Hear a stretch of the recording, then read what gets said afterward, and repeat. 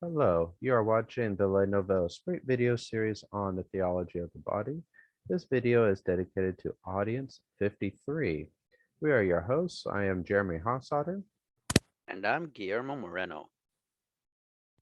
So, we are going to talk about a new text of St. Paul. We've been talking about various texts. We looked at Romans 8, for example, and we're going to focus now on Galatians 5. Caramel, can you read the text for us, please? Yes, for you were called to freedom, brothers. Only do not use your freedom as a pretext for living according to the flesh, but through love serve one another. For the whole law finds its fullness in a single commandment. You shall love your neighbor as yourself. Galatians 5:13 through 14. All right, thank you. So, to make some general observations, um, this text here discusses the doctrine of justification, which we've talked about before, and we also can observe that it has an ethical content to it.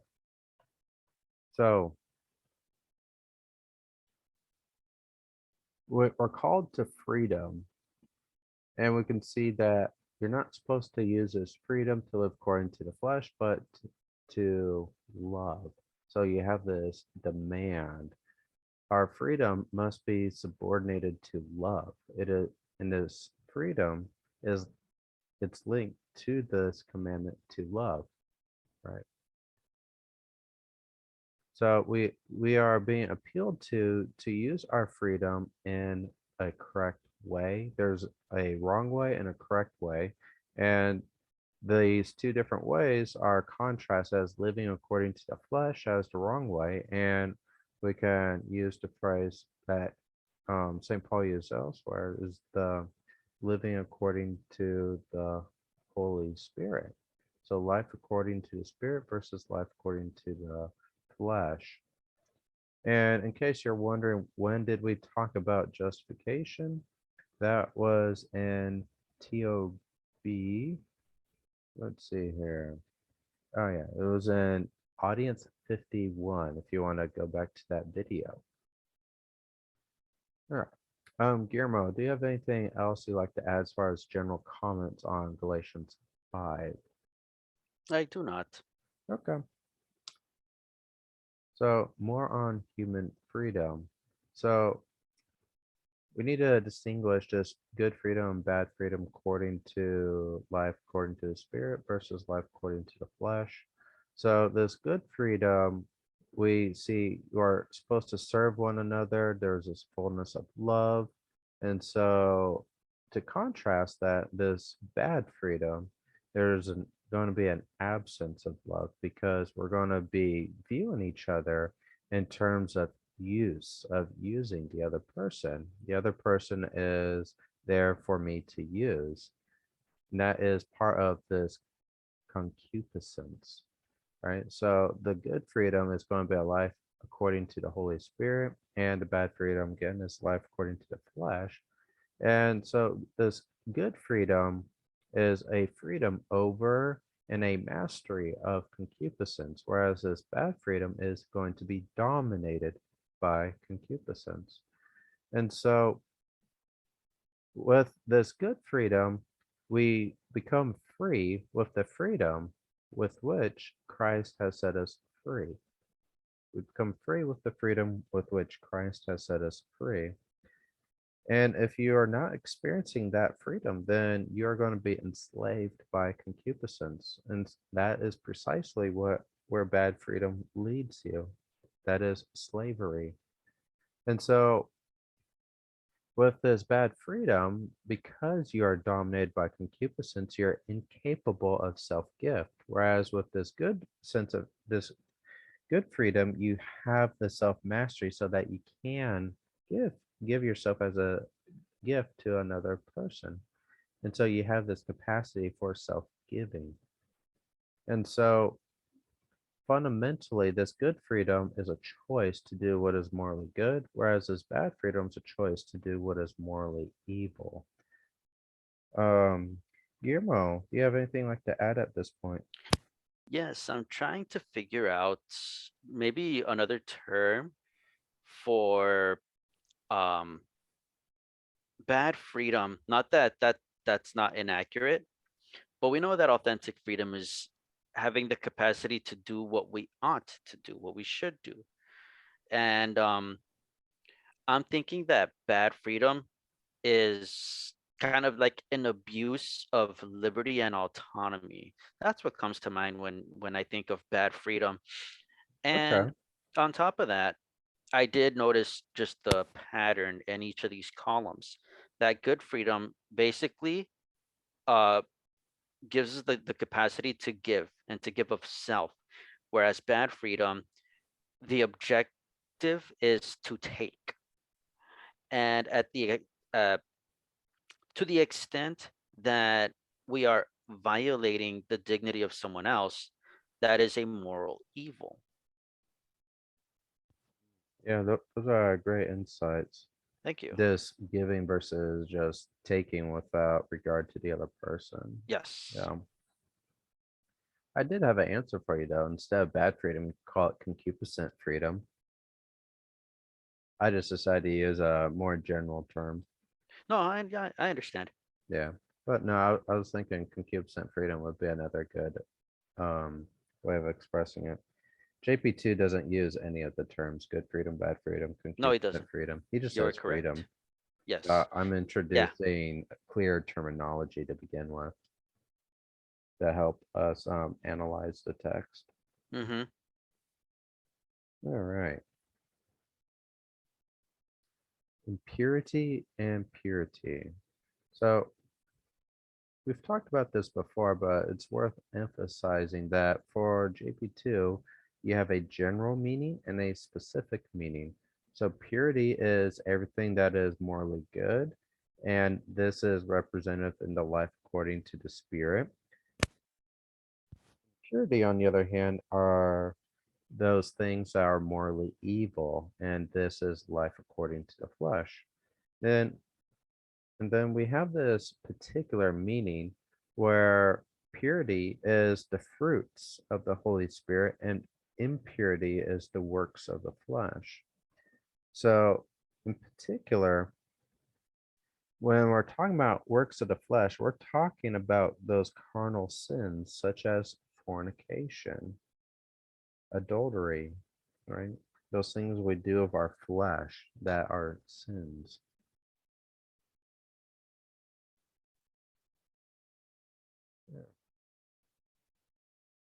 Self mastery. So, Galatians 5, verses 19 through 22, lists several sins and virtues. And in particular, we want to focus on these carnal sins fornication, impurity, licentiousness, as these are all contrasted with the fruit of self mastery. So, self mastery is a continence of all desires of the senses, and especially the sexual desires. And so self mastery is an antithesis to the works of the flesh. And this is not strictly or relegated to the sexual sphere, but it includes things such as drunkenness as well. So self mastery, uh, we want to keep in mind, is um, actually, I think I was about to jump the gun, so I think we'll wait. Oh, nope, it's actually next line. So self-mastery, it contains the concept of temperance, this virtue of temperance. I don't think we've defined yet what temperance is yet, have we, Guillermo? I don't believe so. Okay, I think it's coming probably the next audience because I do remember we will define what temperance is. Okay. So temperance is a virtue. We'll define what is temperance here shortly. In fact, I'm pretty sure it's the next audience. And so self mastery with this,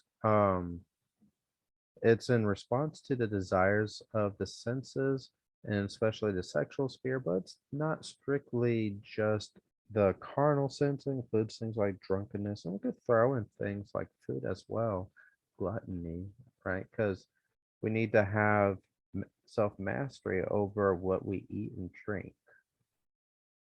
And so self mastery, it contains within it the concept of continence and temperance. And so this concept of purity is also included within the notion of self mastery. And the text we are going to look at next is First Thessalonians chapter 4, verses 3 through 7. And what we'll simply state at this moment is that text shows us that purity contributes to our sanctification, whereas impurity is antithetical to our sanctification. And this is something that JP2 is going to develop more. So I guess that's going to be it, unless you have something to add, Guillermo. I don't. Okay. Yeah, it's this audience is kind of more of just kind of laying out the direction we are going to head Hmm. towards, connecting the concept of purity with the concepts of temperance, that concept of temperance. That's where we are headed. The key takeaway with this video is that this fundamental distinction between the two types of freedom, that good freedom and bad freedom. Um, if you have been enjoying our content, please subscribe, like, share, and comment on our social media. We are on various platforms, including Facebook and YouTube. And again, if you have been enjoying our content, please consider making a financial donation through either PayPal or Patreon. You can also directly tip us through the Brave web browser cryptocurrency if you are into that sort of thing and like using Brave. There's a way where you can directly tip us through YouTube or through or just by being on our website. So that's a couple. There's three ways there you can financially support us, and your financial donations go towards the maintenance of our website and the purchasing of new material so that we can continue providing you with great resources through our video series, such as this one on the theology of the body, and our many articles on our website. You can check out all of our articles at nouvelesprit.com. They're all free for you to read and enjoy. We have written on many topics, and we also have a podcast on our website. And Guillermo, can you give us some more information about that podcast, please? Yes, in our other podcast series, we talk about a variety of topics, such as trends in culture and politics, and we address them from a Catholic personalist perspective. You can listen to our podcast episodes on our website. Under media, we have the podcast page. You can also listen to us, find us on buzzsprout.com, which is where we upload our episodes and have them distributed in other platforms. You can listen to us on Buzzsprout itself or use Buzzsprout to locate us in other popular platforms such as Apple Podcasts, Google Podcasts, and Spotify. And to be clear, if you want to know where to find us on social media, all you have to do is go to nouvelesprit.com/subscribe. All of our social media is there for you to enjoy. And that so you can find our links for Facebook, YouTube, Patreon, PayPal, all the various places our podcast is distributed, and more. It is all there. Anything else, Guillermo?